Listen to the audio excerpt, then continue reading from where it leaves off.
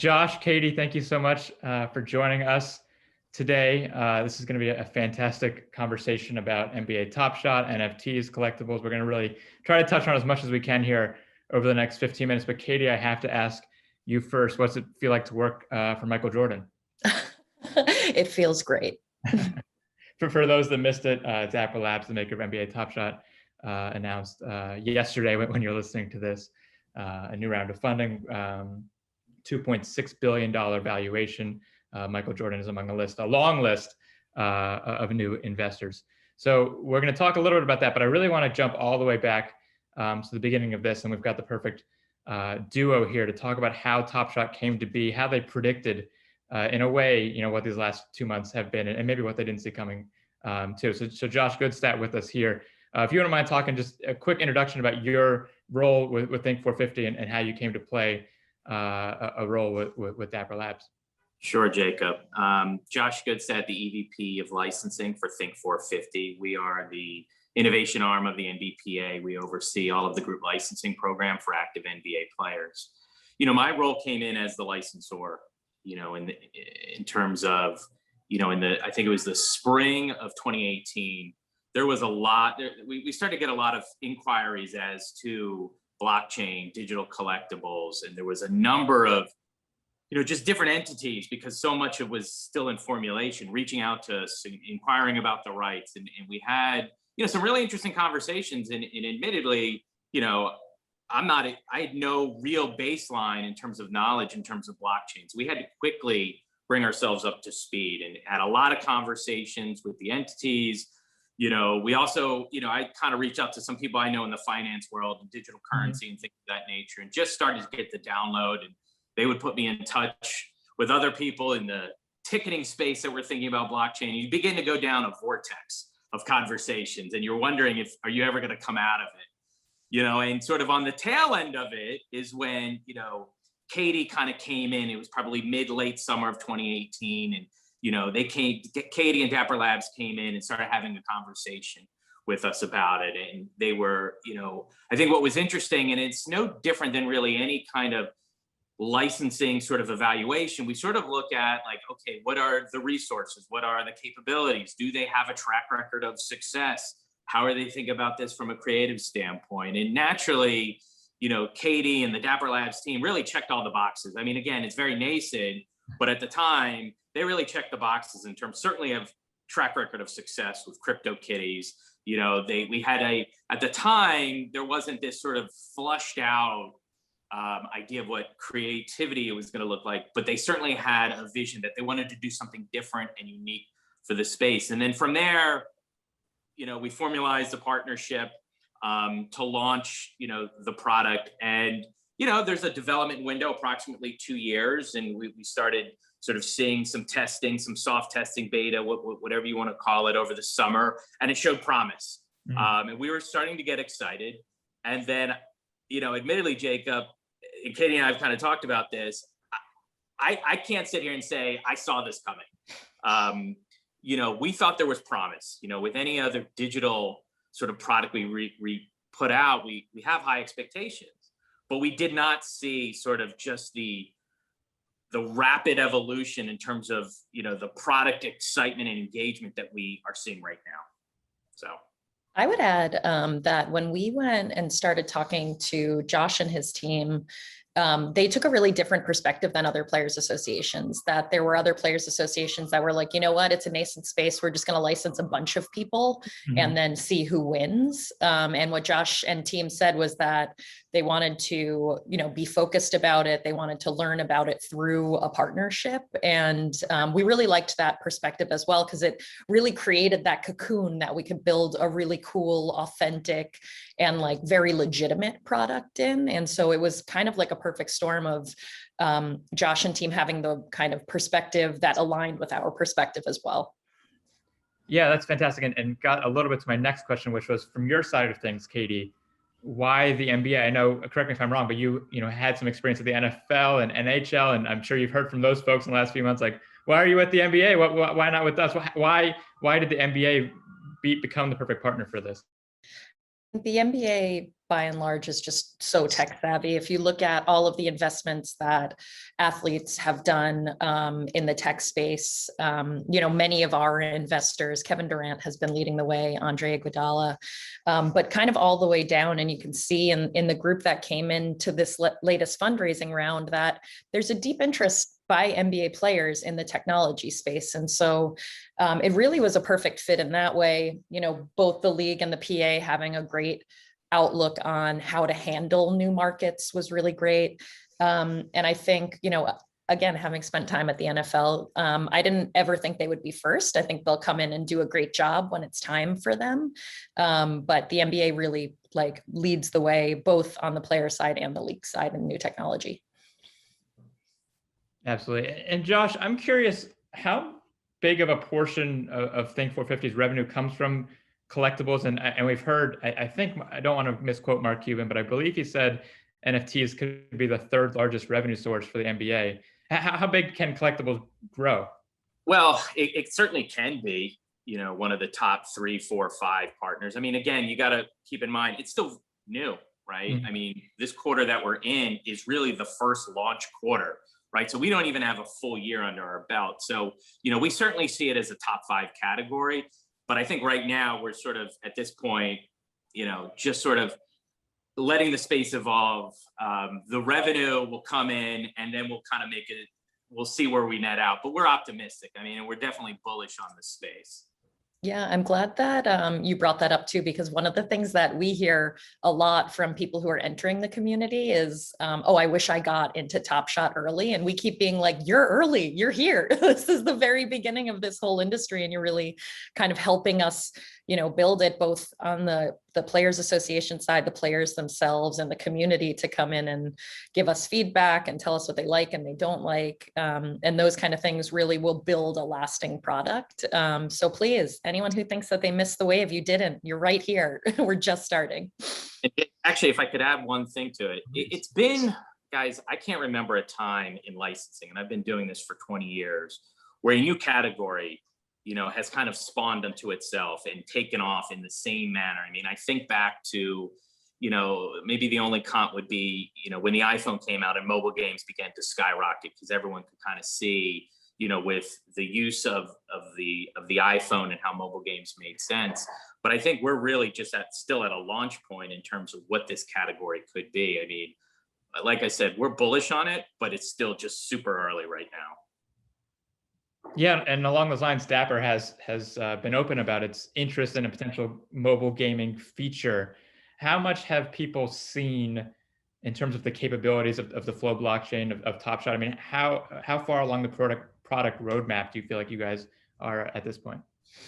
I mean, we're in beta because we're in beta. I wouldn't even consider us feature complete on the web experience, where there are lots of things that we'd like to integrate that'll make the marketplace more fun, that'll create more engagement loops, that'll create, places for that community to congregate. Because where we started and, when we went in to talk to Josh and team about this, it was, we want to build something that's great for fans and we want to build a great product that people are going to love. And there has to be a community around that. And so there's lots of pieces to even the web experience that still need to be done. But I think the NFT industry in general is just scratching the surface. Like the whole benefit of blockchain collectibles, there's this whole piece where you own them and you can buy them and sell them, but there's also this composability and extensibility where they're really building blocks to things in the future. And I think it's going to continue to take time the same way, this feels like an overnight success, but we've been doing this for 3.5 years. So it's an overnight success that took us a long time to bring to fruition. And I think that proving that path towards composability and extensibility will take time as well. And, when we're ready to launch that mobile game, that will show a different path forward. And, others, at the same time are going to show different paths forward, but there's kind of a whole ecosystem that can arise around the NFTs. And we're really today only just at the NFT phase, not at all of the other stuff phase. And from the NBA's perspective, the NBA and Think 450 and the PA, what is their role as we start to talk more about player engagement with fans and some of these other functionalities? Yeah, well, I mean, listen, I think from our perspective, adding that extra sort of utility with the gaming aspect, that in itself will immediately gain, we'll start to see a newer audience even come on board, so I think there's that. I think obviously it's pretty notable that our membership, have embraced this product, right? They're tweeting about it, they're talking about it, and I think that in itself then just nicely and organically begins to sort of engage the audience in their sort of, conversations that they're having across, social communities and things of that nature. So. Yeah, I don't think there's any doubt that players have had a huge impact on this product. Their individual participation, their investment in DapperLabs, the PA's participation, they've made up a really kind of big and strong point of authenticity for it. And my understanding is, that's only going to continue, and you guys have some ideas about how to really involve players further with digital signatures or specific moments that only go to players, and that's still evolving, but to come, right, Caty? Yeah, there have been a lot of ideas thrown around. So I think when we get down to it, it'll be what adds value for players, what adds value for the community. And I think, where we're at right now is that almost all of the engagement we've had has been organic, where players have kind of slid into our DMs, which got really exciting. I always tell a story. The first one who was like, can you verify me? We were like, we don't even have verification, doesn't even exist. I guess we have to build that piece. But there are all sorts of ways that we can get more deeply involved with players, including having them, storytelling along the way, creating larger narratives. And the PA has been super helpful with helping to connect the dots in that regard. Yeah, just to add to that, I mean, guys, we're getting inquiries as well. How can we get more involved? What can we do? We'd love to engage in this. When is my moment?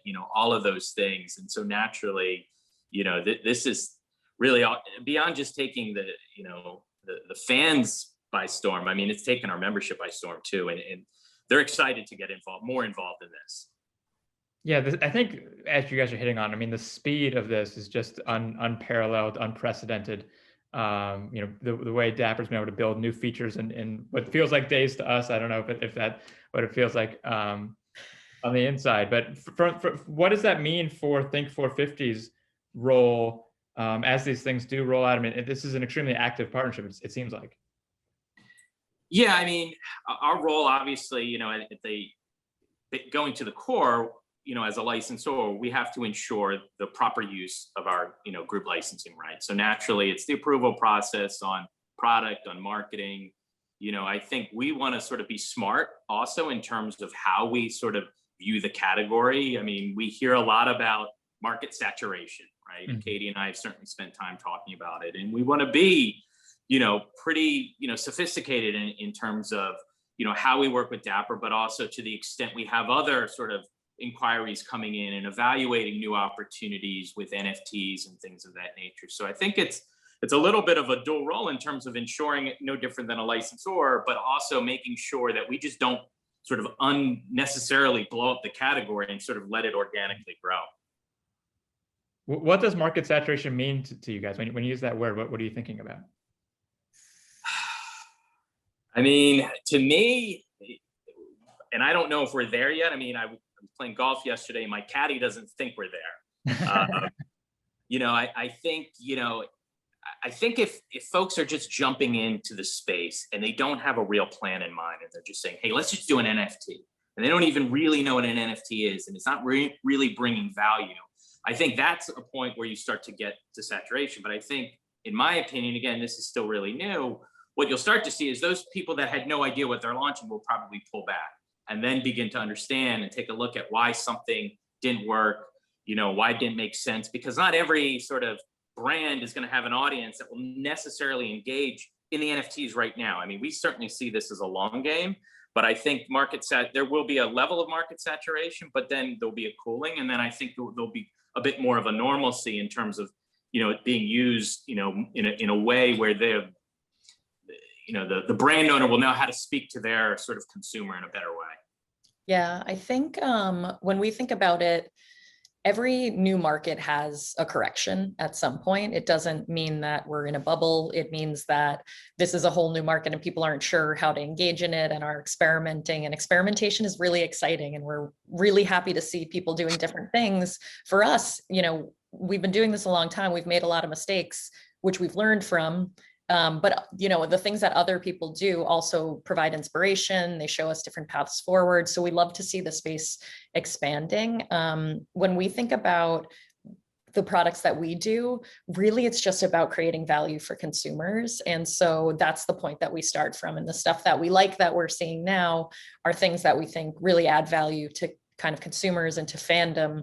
And the things that were like yeesh are ones that we're like, not that much thought or effort was put into this. And I think being deliberate and putting thought and effort into it, and especially thinking about the market economy, what is this a large part of a larger world, or does it stand on its own, or what does it mean in the future? Where do you see this asset 5 years from now? Those are the kind of questions that we ask, and we ask people every day, who come in and say, we have all these assets, we want to do NFTs, and we're like, but what do your fans want? It's perfect. And along those lines, one of the things I'm most curious about, here at Sportico, I think a lot of people listening, is how much is DapperLabs a sports company? I mean, and how much is this, why sports first? What role is sports going to play long term? And I'm just kind of curious how you guys think about that. I mean, I would say if you asked anybody else in the company, we're not a sports company. I kind of feel like I spent the last 3.5 years trying to make us a sports company and finally worked. So I think, sports fans are so open to trying new things that have to do with their fan avidity. They're so excited about new stuff that can show their fandom, that can deepen their fandom, that creates value for them, whether that's like emotional value of I love this thing, or whether that's tangible value like blockchain brings. But I think when we think about what's next, sports are going to be a huge pillar for us, but there's so many different areas of entertainment that people have such a deep fan avidity. If you look at character driven things like sci-fi and all sorts of kind of worlds that you could create around those kind of environments. And, we've been talking with a couple of platforms that are building products for the fashion industry on Flow. And those are all really exciting because people live so much of their lives in a digital space now. Of course, self-expression will be part of that. So, we have a really great backbone in sports, but I think there are a lot of other areas that we can explore. Fantastic. And I'll give Josh or Caty, I guess, the final word on this in terms of spinning it forward slightly. Josh, for you, is this a 24/7, 365 thing? Is this something you think is really going to be big during the season and be quieter during the off season? How are you thinking about engaging fans through Top Shot or otherwise, 12 months a year? Yeah, I mean, I think, from what we're working on with Dapper, it's really going to depend on the product release schedule, right? So I think there is the ability to have it go year round, but I think we also want to be smart about the product release schedule so that, everyone has their moments right now and they're trading with it. And when we add gaming, they're playing with it. And then when you have, no different than the gaming space or the trading card space, you have bigger releases, that happen, as the season begins to launch and during the season. I think players themselves, our membership, will engage with it year round, whether it is, the use of training videos or what have you. I think they're going to engage with it year round, whether it's their own NFT or if it's, trading, with our, NBA Top Shot NFT. Yeah, I think we think it's a full year round product as well. We want to lean into the inflection points of the NBA season. There are certainly tent poles that are really exciting. And to Josh's point about bigger releases, those are kind of great times for those. But one of the things we get asked most about is historic moments. And the off season is a great time to be releasing those, especially as players are moving around between teams, because we feature on-court action. Once a player moves teams, they don't have on-court action for that. And so How do you celebrate that in different ways, looking backwards? How do you celebrate way backwards? And how do you make the history of the NBA part of the present day of the NBA in kind of a day-to-day way? And I think we can help with that. Fantastic. That's as good a note to end on. Anything else you guys want to add? Otherwise, I appreciate you taking the time, and I'm sure you know, these last couple of months have been crazy, and it's not slowing down anytime soon, as far as I can tell. Thank you for having me. Yeah, thanks for having us. Good to see you, Katie.